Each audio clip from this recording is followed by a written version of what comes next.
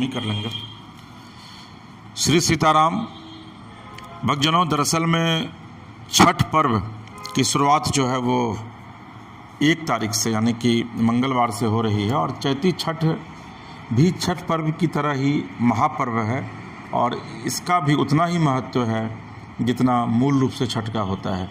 तो चैती छठ महापर्व केवल एक धार्मिक उत्सव नहीं है बल्कि यह शारीरिक, मानसिक और आध्यात्मिक शुद्धता के लिए एक महत्वपूर्ण अवसर भी है और इस दिन भगवान सूर्य और माता षष्ठी की आराधना करके जीवन में सुख, समृद्धि और शांति की प्राप्ति की प्रक्रिया का अनुभव आप कर सकती हैं।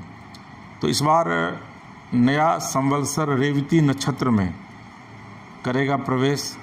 तो पहला दिन जो है वो नहाय खाय है और इस दिन यानी कि मंगलवार को 1 तारीख को जो भी व्रती हैं वो शुद्ध आहार ग्रहण कर अपने व्रत की शुरुआत करेंगी।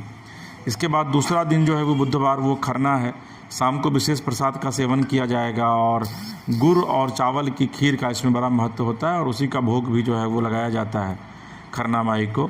और तीसरा दिन यानी कि गुरुवार को शाम का अर्घ्य है जिस दिन की डूबते हुए सूर्य को अर्घ्य दिया जाएगा और चौथा दिन यानी कि शुक्रवार को उगते हुए सूर्य को अर्घ्य देने के साथ ही इस व्रत का समापन होगा। तो 1 अप्रैल 2025 को नहाय खाय है और इस दिन से व्रत की शुरुआत होगी। 2 अप्रैल को खरना होगा जो विशेष प्रसाद लोग ग्रहण करेंगे।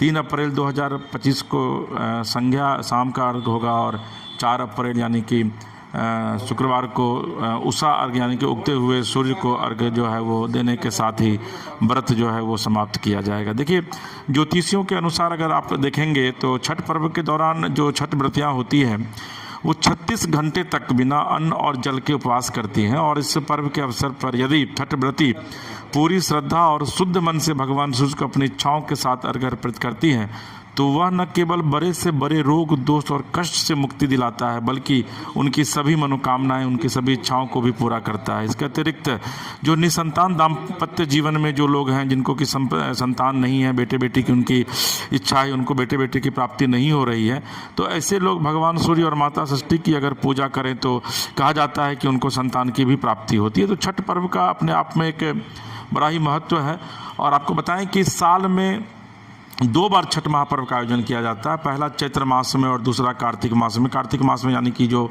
नवंबर के महीने में जो होता है, जबकि छठ पूजा पूरे देश में ही अब नहीं मनाई जा रही है बल्कि अब विदेशों में भी इसकी धूम है। और देखिए कि छठ पर्व का क्या महत्व है कि लोग उगते हुए और डूबते हुए, हालांकि आप अगर देखेंगे तो संस्कृति हमारी यह कहती है कि डूबते हुए सूर्य की कभी पूजा नहीं करनी चाहिए, लेकिन छठ एक ऐसा पर्व है जिसमें लोग कहता है कि जिसका उदय होता है उसका अस्त भी होता है। तो अगर आप उदित को पूजा कर रहे हैं तो आपको अस्त को भी पूजा करना होगा।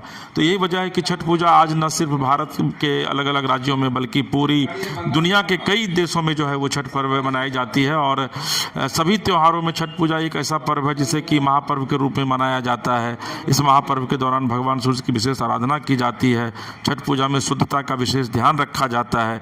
तो चैती छठ की शुरुआत जो है वो कल से यानी कि 1 तारीख से विधिवत हो रही है। तो जो भी छठ व्रतियाँ हैं वो इन चीज़ों को फॉलो करें और निश्चित तौर पर सफाई का बहुत ध्यान रखें और ख़ास करके जो नदी किनारे या तालाब किनारे जा करके छठ व्रत करती हैं तो उनको भी सफाई का पूरा ध्यान रखना चाहिए। कई लोग अपने छत के ऊपर ही जो है वो कुंड बना करके उसमें छठ व्रत करते हैं, तो उनको भी साफ़ सफाई का इसमें, क्योंकि छठ पर्व साफ़ सफाई का भी संदेश देता है।